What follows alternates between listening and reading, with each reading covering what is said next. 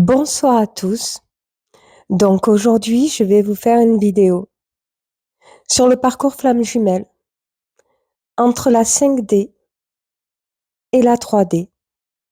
Donc, certains d'entre vous, pas tous, parlent de la 5D. Je vais vous expliquer ce qu'est la 5D. Je fait déjà plusieurs vidéos entre de 1D et la 5D, en vous expliquant que dans la 5D, il y a le jumeau et l'âme sœur primordiale. Alors, la 5D est une dimension où vous voyez exactement l'âme. C'est-à-dire que quand vous pensez ou que vous rêvez de votre jumeau et même de votre âme sœur primordiale, vous le voyez en 5D. Vous voyez son âme entière et c'est pour ça que vous le connaissez par cœur. Quand vous rencontrez votre jumeau dans la 3D, vous avez l'impression de connaître cette personne et pourtant elle ne se dévoile pas plus. Le jumeau ne raconte pas ou ne dévoile pas sa vie facilement et pourtant, vous connaissez son âme. Vous savez ce qu'il représente. Et quand vous pensez à votre jumeau, en règle générale, ça vous fait du bien. Vous avez une belle perception de votre jumeau, malgré ce qui vous renvoie en 3D quand il vous rejette. Pourquoi il y a une telle différence? Parce que dans la 3D, le jumeau a un faux self. Que la 5D, cela représente l'âme. C'est l'âme que vous voyez, comme je vous le redis, dans vos rêves et dans vos pensées.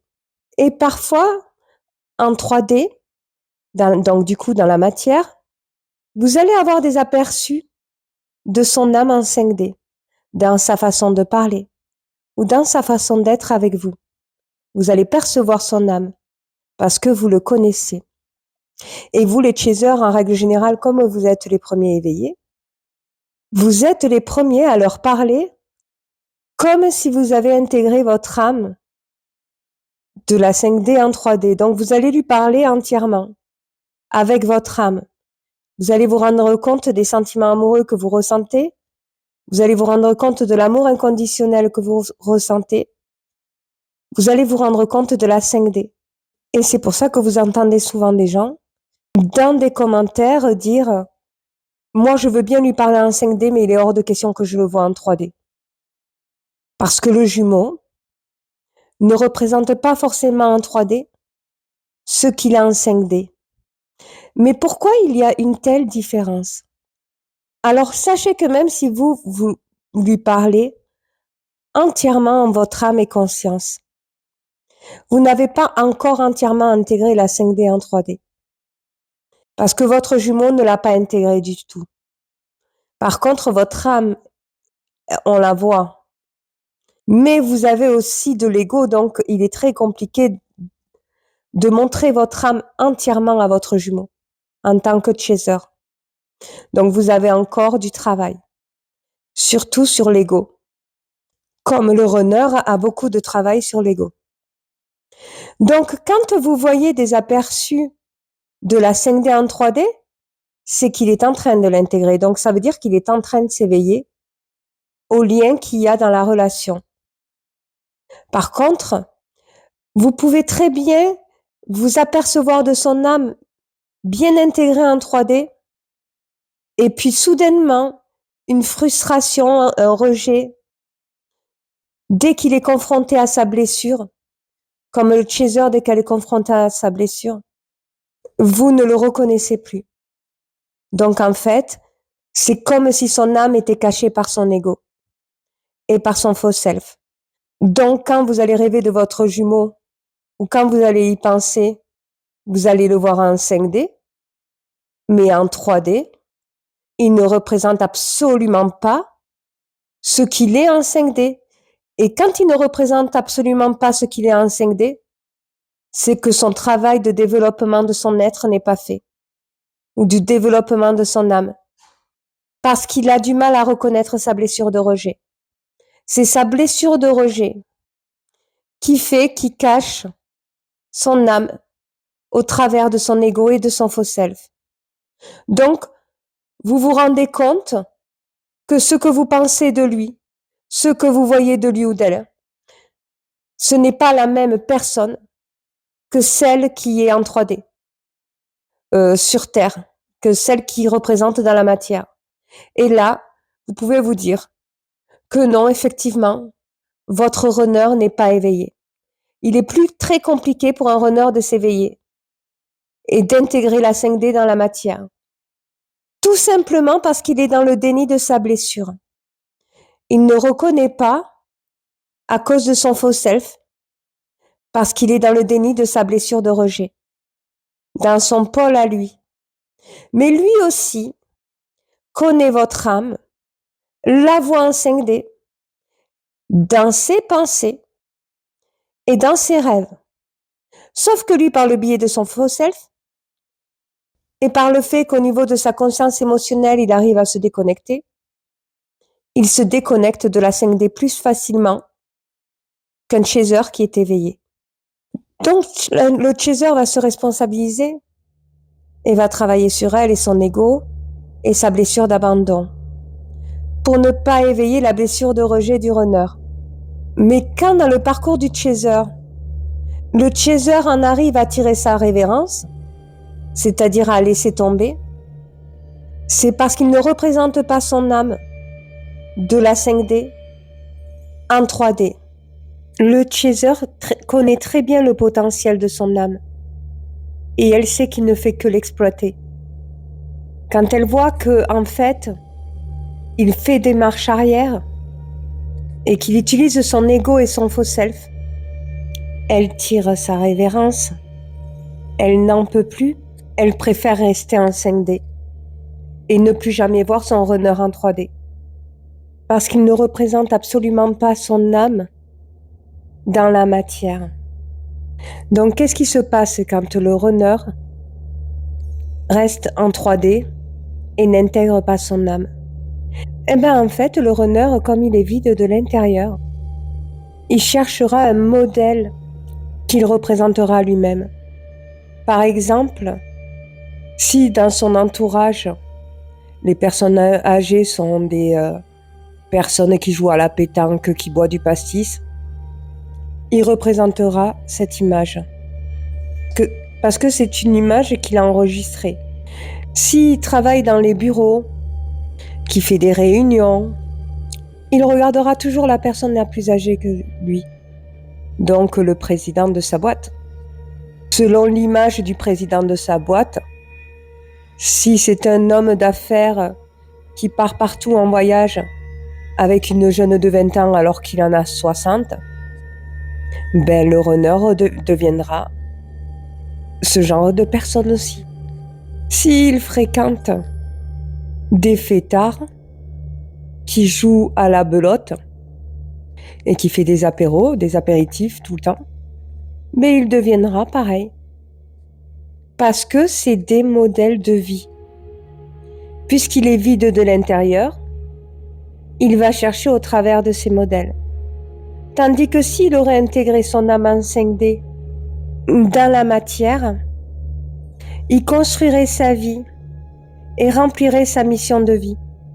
Seulement, un runner, il est très rare qu'il soit ouvert à la spiritualité. D'ailleurs, quand il est confronté à des phénomènes surnaturels, il accuse le chaser de sorcellerie. Sauf que non, c'est pas juste parce qu'il est dans un lien. Alors, qu'est-ce que peut ressentir le chaser dans cette phase? En fait, quand le chaser tire sa révérence, c'est comme si elle était déconnectée du lien. Dans ses pensées, elle n'est plus en 5D. Elle peut parfois rêver de lui quand il y a des phénomènes dans sa vie qui arrivent, mais elle est complètement déconnectée.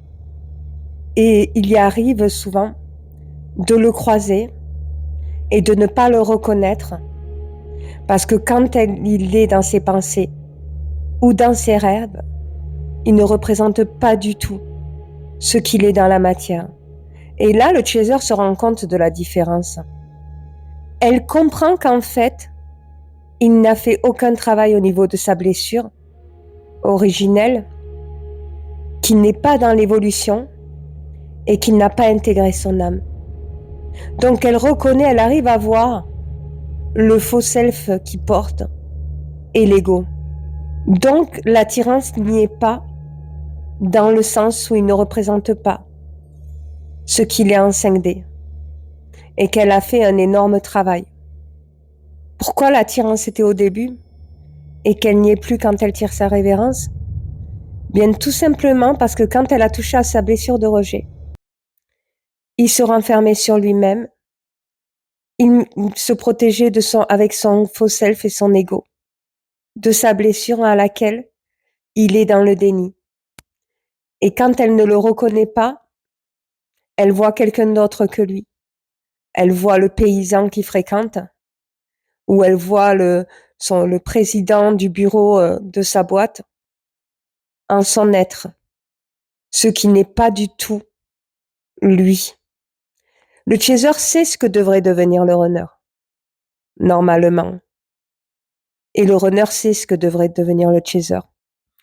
Le chaser, on voit réellement son évolution quand elle est ouverte au parcours, quand elle fait un travail d'introspection. Ce n'est absolument pas la même personne. Et le runner, quand il évolue pas, qu'il n'intègre pas son âme, on ne voit aucune évolution en son être.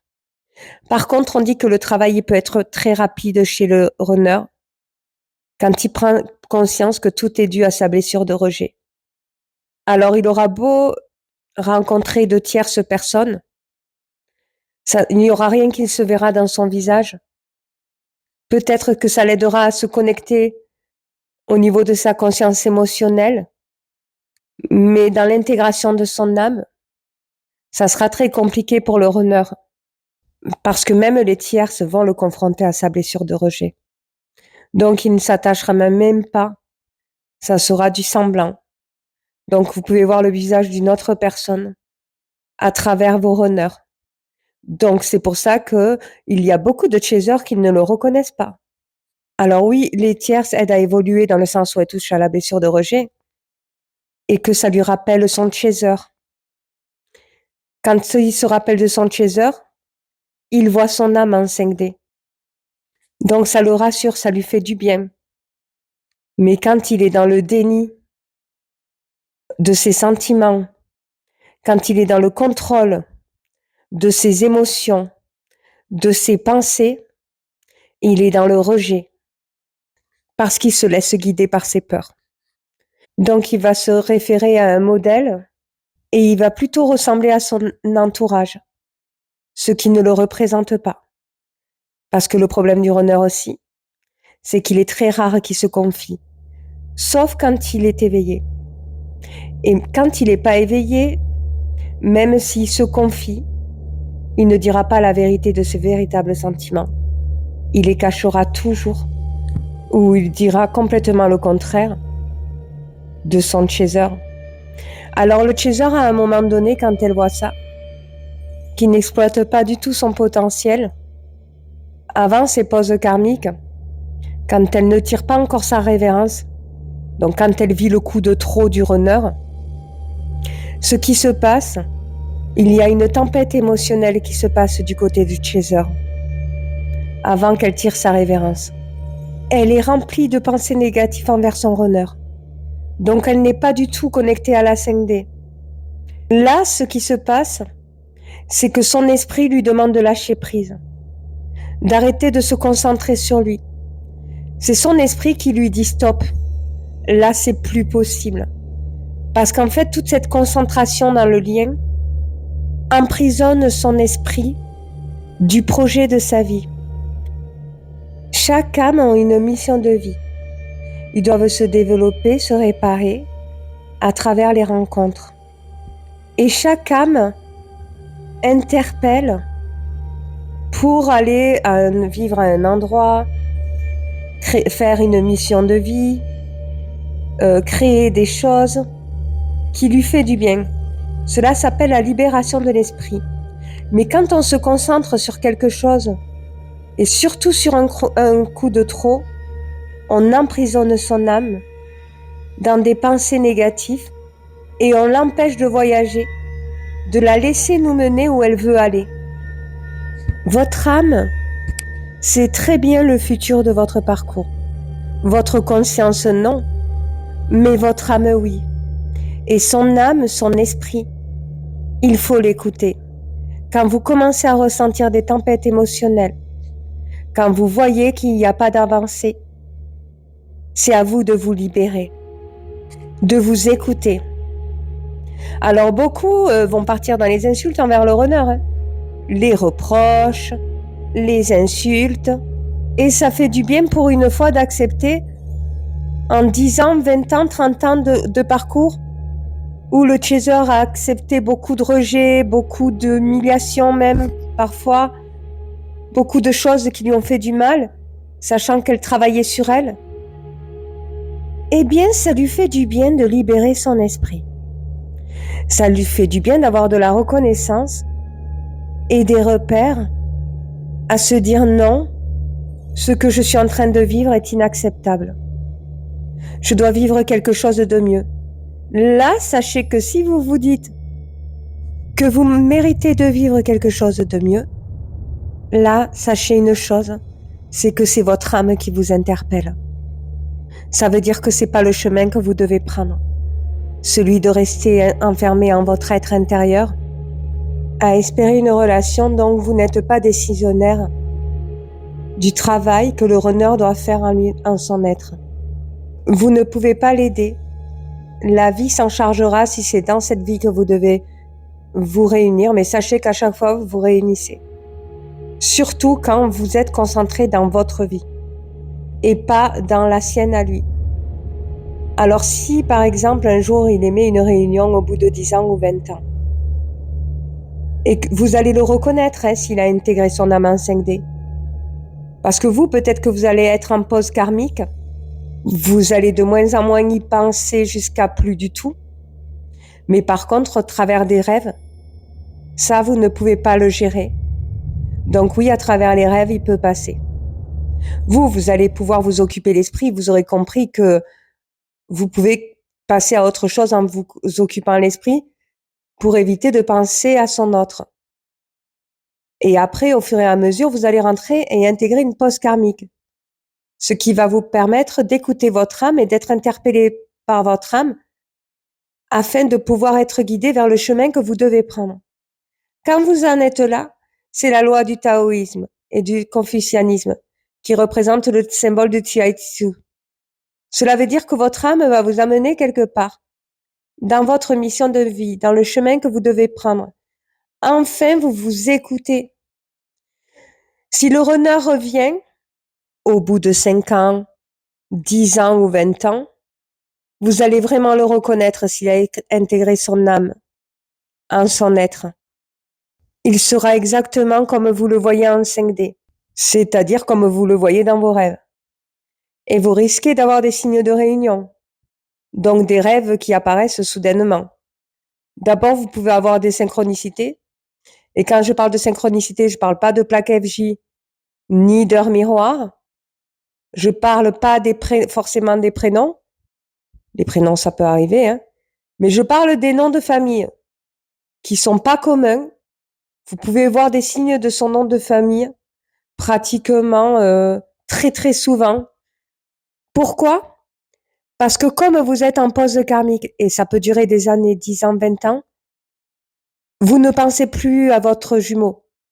Par contre, vous pouvez rêver de lui. Et vous pouvez parfois avoir une pensée parce que vous avez un rappel. Et bien, ces synchronicités, donc son nom de famille, représentent ces rappels. Et ces signes d'approche de réunion. Donc les synchronicités, ainsi que les rêves soudains, alors que ça fait des années que vous l'avez pas vu. Donc là, quand votre runner reviendra, vous allez pouvoir reconnaître s'il a intégré la 5D en 3D dans la matière.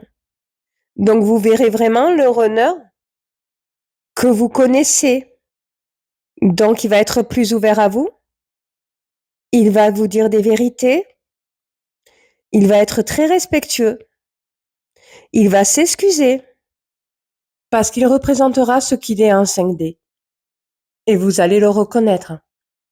Et c'est là où ça va éveiller l'amour qui est en vous, que vous partagez depuis toutes les vies. Comme au début de la relation, où vous reconnaissez cette âme, mais vous n'arrivez pas à le définir. Quand il est éveillé, même si vous avez l'impression de ne plus avoir de sentiments, l'éveil du runner réveille les sentiments du chaser. Alors, quand le chaser a rencontré l'âme sœur, c'est trop tard. Alors, pour tous les chasers qui ont du mal à trouver l'âme sœur, si vous avez du mal, il est possible que dans l'avenir, le runner reviendra éveillé. Mais ne passez pas à côté non plus de vos âmes sœurs. Il faut continuer à vivre et laissez-vous guider par votre âme. Votre âme sait très bien ce qui va se passer dans l'avenir. Donc, du coup, voilà. J'espère que cette vidéo vous aura plu. Pour la prochaine vidéo, je vous ferai une hypnose énergétique pour que vous puissiez voir votre avenir. Je vous fais de gros bisous.